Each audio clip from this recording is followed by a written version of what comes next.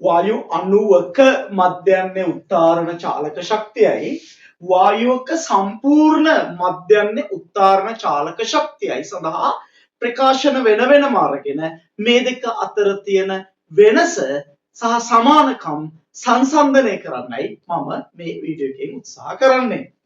පුතේ මේ ඕනම වස්තුවක වායුව අමතක කරන්නකෝ. ඕනෑම වස්තුවක උත්තාරණ චාලක ශක්තිය කියලා කියන්නේ භාගයයි mv වර්ගනේ. එතකොට වායුවකට වායු අණුවකට කිසියම් දිශාවකට මධ්‍යන්නේ වේගයක් තියෙනවා. ඒ මධ්‍යන්නේ වේගයට අපි කියන්නේ වර්ග මධ්‍යන්නේ මූල වේගය කියලා. එතකොට මෙන්න මෙතන මම ගන්නම් මම මෙතන මේ වගේ වකුවක් අරගෙන එක වායු අණුවක මධ්‍යන්නේ උත්තාරණ චාලක ශක්තිය මෙතන පැහැදිලි කරනවා. වායුවක සම්පූර්ණ මධ්‍යන්නේ උත්තාරණ චාලක ශක්තිය මෙතන පැහැදිලි කරනවා. පුතේ දැන් ඕනම වායු අණුවක සාමාන්‍ය ප්‍රවේගය නැත්තම් මධ්‍යන්නේ ප්‍රවේගය කියලා කියන්නේ වර්ග මධ්‍යන්නේ මූල ප්‍රවේගයනේ. c වර්ග භාගේ මූල. c වර්ග භාගේ මූල කියලා කියන්නේ වායු අණු වල වර්ග මධ්‍යන්නේ මූල ප්‍රවේගය. කියන්නේ සාමාන්‍ය ප්‍රවේගය. ඔය සාමාන්‍ය ප්‍රවේගය අපි දන්නවා අපි හොයාගෙන තියෙන 3rt බෙදීමේ වර්ගමූල මේ සමීකරණයට වායු පිළිබඳ චාලකවාදයේදී තාම පැහැදිලිව ලස්සනට ඔප්පු කරන සමීකරණයක්. එතකොට මෙතන වායු අණුවක වේගය c වර්ග භාගේ මූලනේ. ඒ කියන්නේ වර්ග මධ්‍යන්නේ මූල වේගය කියන්නේ 3rt බෙදීම මෙතන r නෙවෙයි 3rt බෙදීම m ගේ වර්ගමූලනේ. මෙතරත් එහෙමයි. එතකොට වායුව ගත්තා එක වායු අණුවක මධ්‍යන්නේ වේගය c වර්ග භාගයේ මූල එක සමාන වෙන්නේ 3rt බෙදීම m ගේ වර්ගමූලය නම් සියලුම වායු අණු වල මධ්‍යන්නේ වේගයත් ඕකම තමයි. ඉතින් වායුවක චාලක ශක්තිය භාගය v වර්ගනේ. එහෙනම් මෙතන පුතේ අපි ගත්තොත් අණුවක චාලක ශක්තිය අණුවක මධ්‍යන්නේ උත්තාරණ චාලක ශක්තිය. හොඳේ උත්තාරණ විතරයි. උත්තාරණ කියලා කියන්නේ රේඛීය. මොකද මේකේ වායු අණු වලට උත්තාරණ චලිතයක් පමණක් නෙවෙයි භ්‍රමණ චලිතයකුත් තියෙනවා. ඒක පරමාණුක වායු අණු වලට භ්‍රමණ චලිතයක් නැහැ. ද්වි පරමාණුක සහ බහු පරමාණුක වායු අණු වලට භ්‍රමණ චලිතයක් තියෙනවා. ඒක නිසා සම්පූර්ණ චාලක ශක්තිය නැත්නම් සම්පූර්ණ මධ්‍යන්නේ චාලක ශක්තිය කියලා කියන්නේ ඔය භ්‍රමණ චාලක ශක්තිය උත්තාරණ චාලක ශක්තිය එකතුවට.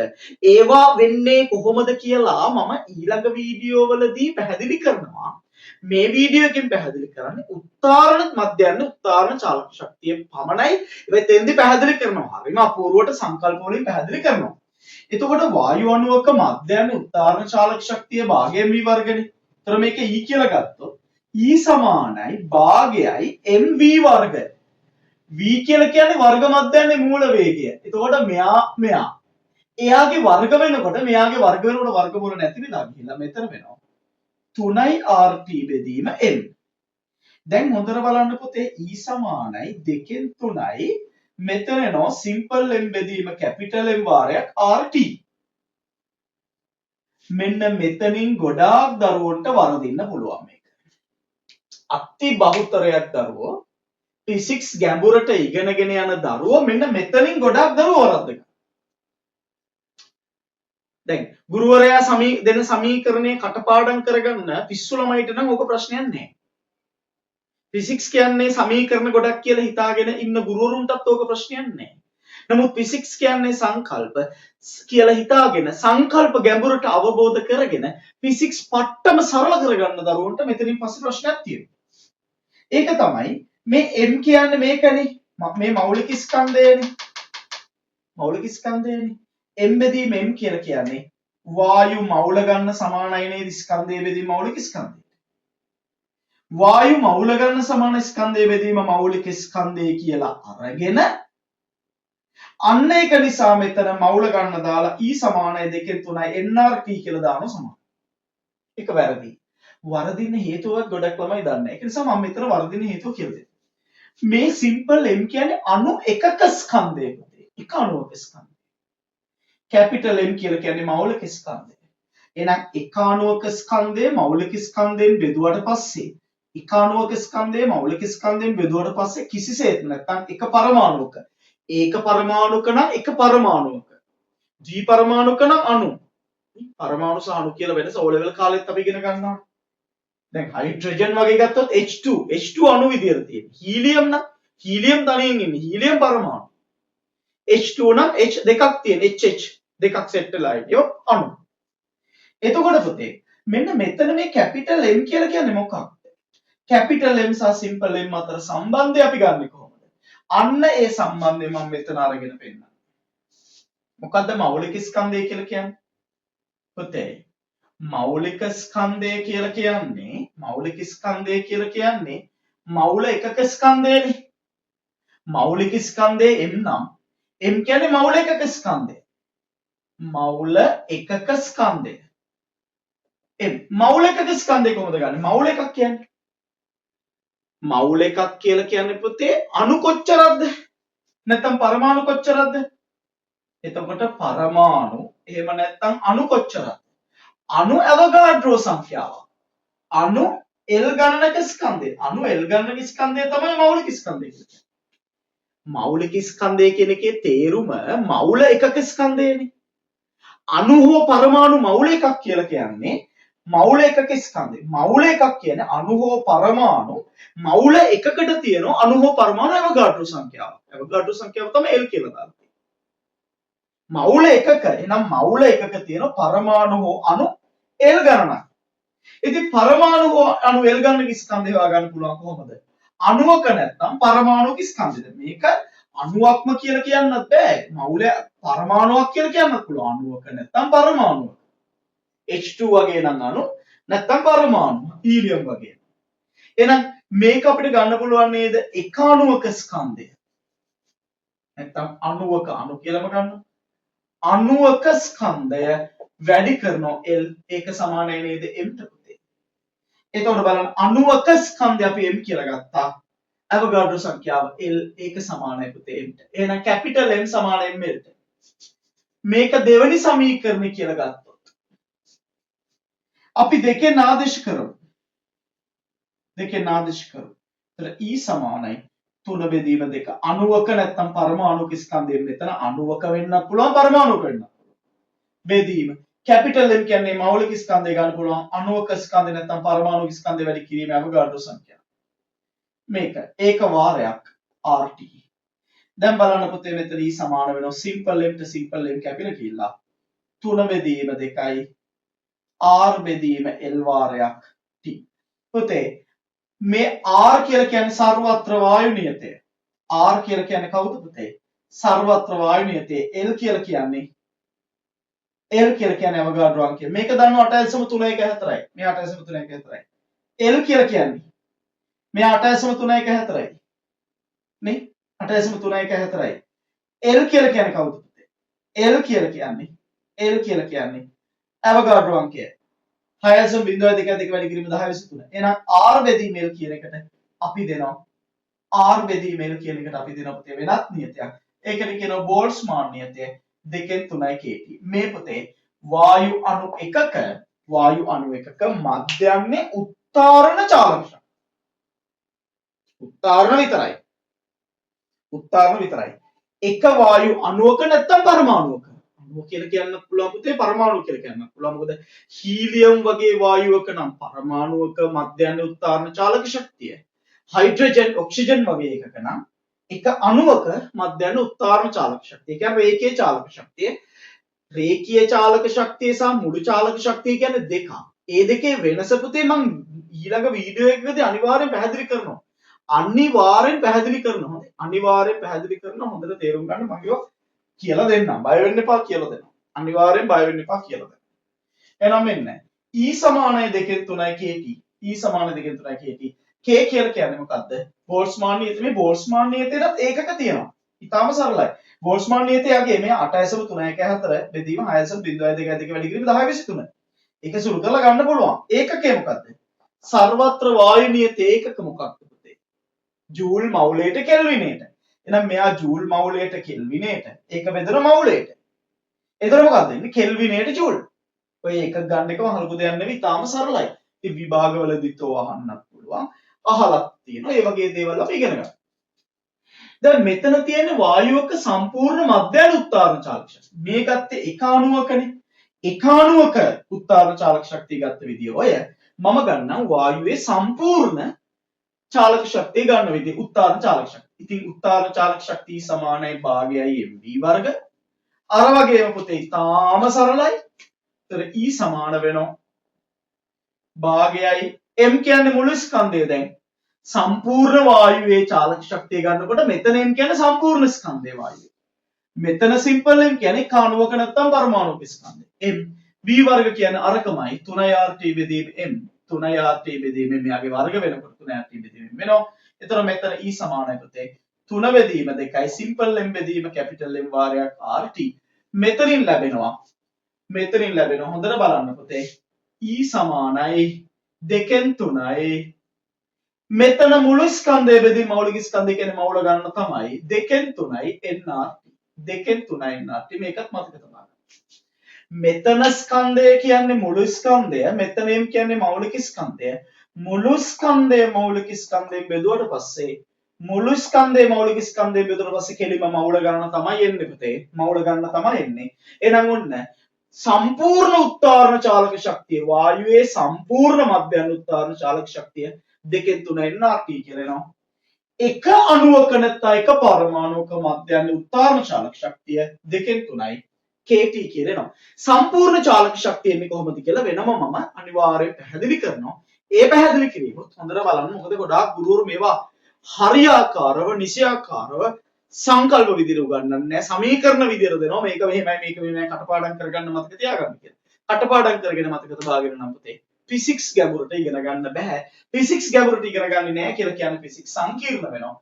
ෆිසික්ස් සංකීර්ණයි හදා ගන්න බැරි වෙනවා. ගැටලු විසඳන්න නම් ෆිසික්ස් ගැඹුරට ඉගෙන ගන්න ඕන. ගැඹුරට ඉගෙන ගත්තම අපිටම හමු වෙන්නේ සරල බව මිසක් සංකීර්ණ බව නෙවෙයි. ඕනෑම දෙයක් නිශ්චිතව හරියට සංකල්ප වලින් ගැඹුරටම ඉගෙන ගත්තට පස්සේ ඒ අපි ඉගෙන ගන්න විෂය පුදුමාකාර විදියට සරල වෙනවා අතැඹුලක් තරම් වෙනවා අපි ගොඩක් දේවල් දන්නවා කියන්නේ මේක තාම සරල වෙනවා මොකට මහලුකු වෙලාවල් යන්නේ නැහැ අපි එහෙනම් මේ ටික ලස්සනට සටහන් කරගනිමු සටහන් කරගන්න මීට කලින් ඉගෙනගෙන තියෙන දරුවෝ මේවා සටහන් කරගන්න ඕනේ පළමු වතාවට මේවා ඉගෙන ගන්න දරුවෝ අනිවාර්යයෙන්ම සටහන් කරගන්න අවශ්‍ය නැහැ දරුවෝ මෙතන මේ වීඩියෝ එක ස්කිප් කරන්න මෙතනින් පස්සේ මේක උගන්වන්නේ නෝට් එක දෙනවා විතරයි හරිනේ හරි සටහන් කරගත්තේ නැති මුලින්ම මේවා ඉගෙන ගන්න දරුවෝ ලියන්න මාතෘකාවක් විදිහට ලියන්න වායු අණුවක ඇලයිරක් පරමාණුවක අණුවක නැත්නම් පරමාණු දෙකම වායු අණුවක ඇලයිරක් පරමාණුවක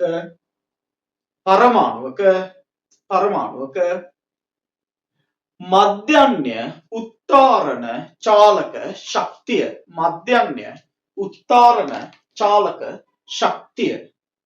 මධ්‍යන්‍ය උත්තාරණ චාලක ශක්තිය හරි මේ වගේ වහු දෙන්නේ නැහැ ඔයගොල්ලන්ට වහු දෙන්නේ මෙන්න මේ රූපය අඳ ගන්න වීඩියෝ එක නතර කළා මේ රූපය අඳ ගන්න හරි ලියන්න පුතේ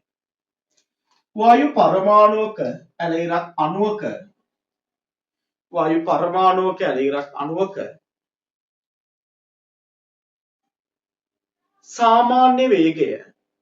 සාමාන්‍ය වේගය එනම් වර්ග මධ්‍යන්නේ මූල වේගය 3යි rt බෙදීම m ගේ වර්ගමූල වේ.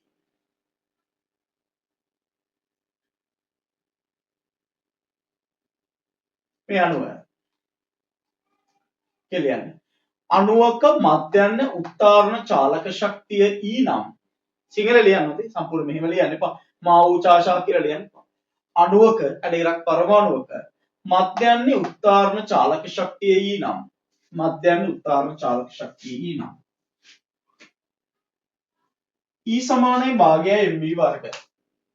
E සමානයි භාගයයි mv වර්ග කියලා මේක මේ විදිහට සටහන් කරගන්න මේක ඊට පස්සේ වීඩියෝ එක නතර කරලා මෙන්න මේ පළවෙනි සමීකරණය වෙනකන් ලබා ගන්න. පළවෙනි සමීකරණය වෙනකන් ලබා ගන්න. හරි. ලියන්න පුතේ මෙහෙම. මේ දෙක ලියා ගන්න. ඊට පස්සේ වීඩියෝ එක නතර කරලා ලියා ගන්න ඕනේ. ඊට පස්සේ ලියන්න. මෙහි සිම්පල් m යනු මෙහි සිම්පල් m යනු මෙහි සිම්පල් m යනු වායුවක සම්පූර්ණ ස්කන්ධය නොවේ. වායුවක සම්පූර්ණ ස්කන්ධය නොවේ. අණුවක ඇල ඉරක් පරමාණුවක ස්කන්ධයයි. මේ නිසා වායු මවුල ගණන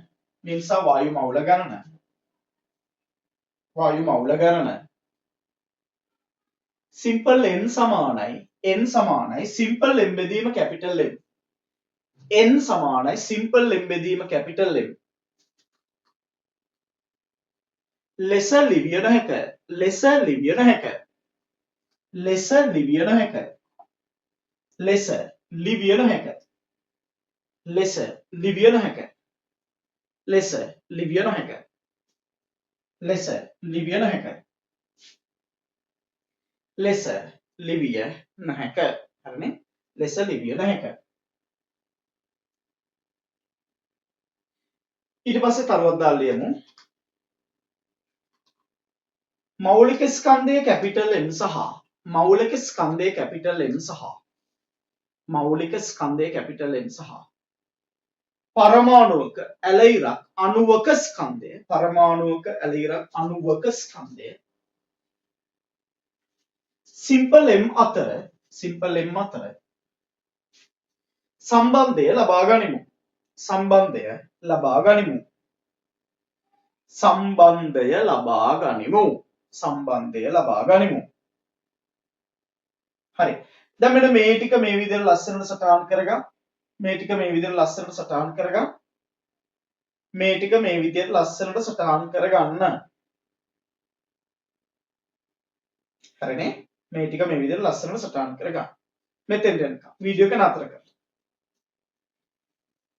වීඩියෝ එක නතර කරලා ඉතින් ඒව ලියා ගන්න ඕන. මොකද ඒව කාලයක් ගන්න බෑ. ඊට පස්සේ දෙකෙන් කියලා මෙන්න මෙතන ගන්න. E සමානයි 2 3යි kt.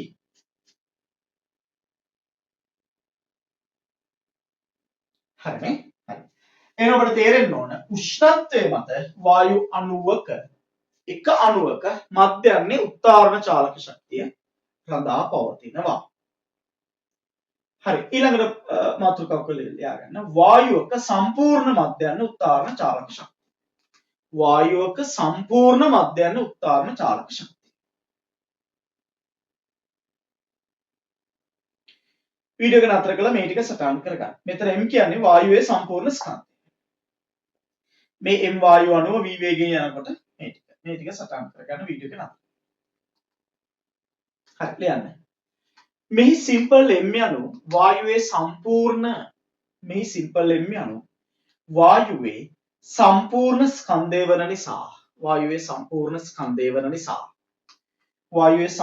ස්කන්ධය වන නිසා මෞල ගණන n සමානයි සිම්පල් m බෙදීම කැපිටල් M වේ.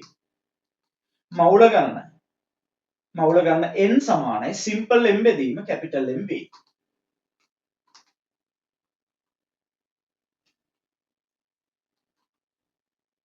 හරි. පුතේ එහෙනම් මේ එක අණුවක චාලක ශක්තිය රඳා පවතින උෂ්ණත්වයේ මත පමණක් වුණාට සම්පූර්ණ මධ්‍යන චාලක ශක්තිය මෞල ගණනයි උෂ්ණත්වයයි දෙන්නම මත රඳා පවතිනවා. පීඩනයේ පරිමාව වගේ දේවල් මත රඳා පවතිනවද? පීඩනයේ පරිමාව ඝනත්වය වගේ දේවල් මත මධ්‍යන උත්තාරණ චාලක ශක්තිය රඳා පවතින්නේ නැහැ. හරිනේ? හරි. ලියන්න. සැලකුවුතුයි කියලා මෙහෙම ලියන්න. නැත්තම් සැලකුවුතුයි කියලා ලියන්න. එක් වායු පරමාණුවක ඇල ඉරක් අණුවක මධ්‍යන්නේ උත්තාරණ චාලක ශක්තිය රඳා පවතින්නේ